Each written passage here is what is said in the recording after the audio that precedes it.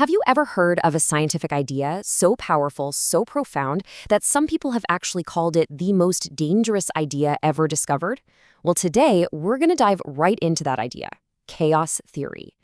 It all kicks off with a question that you've probably heard before. And, it sounds more like poetry than science, doesn't it? Could the tiny flap of a butterfly's wings in Brazil really set off a chain reaction that leads to a massive tornado in Texas? I know, it sounds like something straight out of a fantasy novel. But here's the thing. This isn't fiction. It's actually the very heart of a revolutionary field of science, one that completely flipped our understanding of the universe on its head. And to get just how big of a deal this was, we need to take a step back in time. So to really appreciate why this idea was so radical, we first have to understand the dream it shattered. For centuries, science was chasing this one big idea, the clockwork dream. A vision of a universe with no randomness, no chance at all. For hundreds of years, the big idea was that the universe worked like a giant perfect machine, a huge, intricate clock. And if you could just figure out the position and the speed of every single little gear, every single atom, then, in theory, you could calculate the entire future of the cosmos with absolute perfection. It was a beautiful dream of a world without any surprises. But what if that whole perfect clockwork idea was just an illusion? What if the tiniest, most insignificant detail, like a single speck of dust on one of those cosmic gears, could throw the entire grand prediction into total and complete chaos? The first crack in that clockwork dream didn't come from some philosopher's deep thoughts. Nope, it came from a simple, accidental mistake in a weather forecast. And that brings us to the story of a man named Edward Lorenz. Okay, so picture this. It's 1961 at MIT. We've got a meteorologist, Edward Lorenz, and he's using one of those super early computers to run a simulation of the Earth's weather. He punches in his starting numbers, lets the machine run, and out comes a complex weather forecast. So he's running his weather model, and one of the key starting numbers he puts in is this one, taken out to 6 decimal places, 0.506127. The computer does its thing, and it predicts a very specific, unique weather pattern for the future. So a little later, Lorenz wants to take a closer look at a section of his forecast.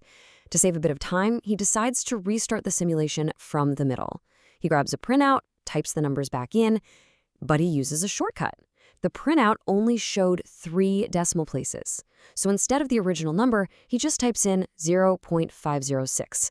I mean, it's a tiny difference, right? Less than 1/10%. It shouldn't matter. Should it? Oh, but it did. It mattered a lot. At first, the new simulation looked just like the old one, but then it started to drift. And pretty soon, the 2 weather forecasts were completely, wildly, unrecognizably different. That tiny, seemingly harmless rounding error had sent the future of his entire simulated world onto a completely different path. Lorenz had just accidentally discovered the core principle of chaos. This phenomenon would later get a much catchier name, the butterfly effect. And it's this idea that in some systems, even systems that follow strict, predictable rules, the tiniest little nudge at the start can lead to gigantic, unpredictable consequences later on. Now, this is really important because this is where a lot of people get the idea of chaos wrong. When we hear that word, we think of pure randomness, just a total mess. But the scientific meaning, it's so much more interesting than that. Okay, look at it this way. On one side, you have true randomness. Think of it like static on an old TV. There are no rules, no pattern, it's just noise. But chaos is different. It actually follows very strict rules. It's deterministic, which means if you start it in the exact same way, it will always produce the same outcome. The crazy part is its extreme sensitivity. And underneath all that unpredictability, there's a hidden, often beautiful structure. In fact, this is what chaos looks like. When Lorenz plotted the data from his weather system, this is what he got. It's not a random mess of scribbles, is it? It's this elegant, infinitely complex pattern. They call it a strange attractor. The system's behavior is chaotic, for sure, but it's forever trapped inside this beautiful butterfly wing shape. There is an amazing order hidden inside the chaos. So this brings us back to our big question.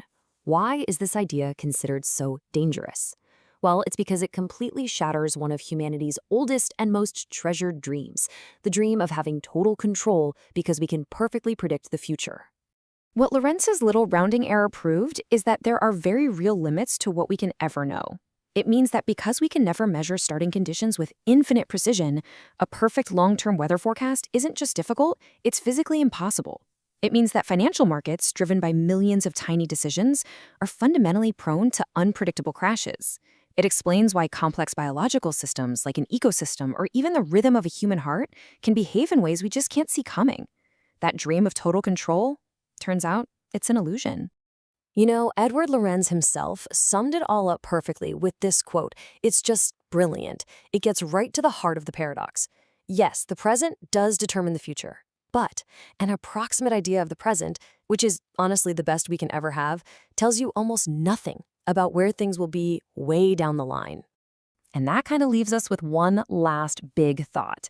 See, chaos isn't just about things being messy or unpredictable. It's this hidden, creative kind of order that guarantees the future can never be completely set in stone. It means that sometimes very small actions can have very, very big consequences. So if perfect prediction is truly impossible, what does that say about our own power to shape the world around us? And what does it really mean for our future?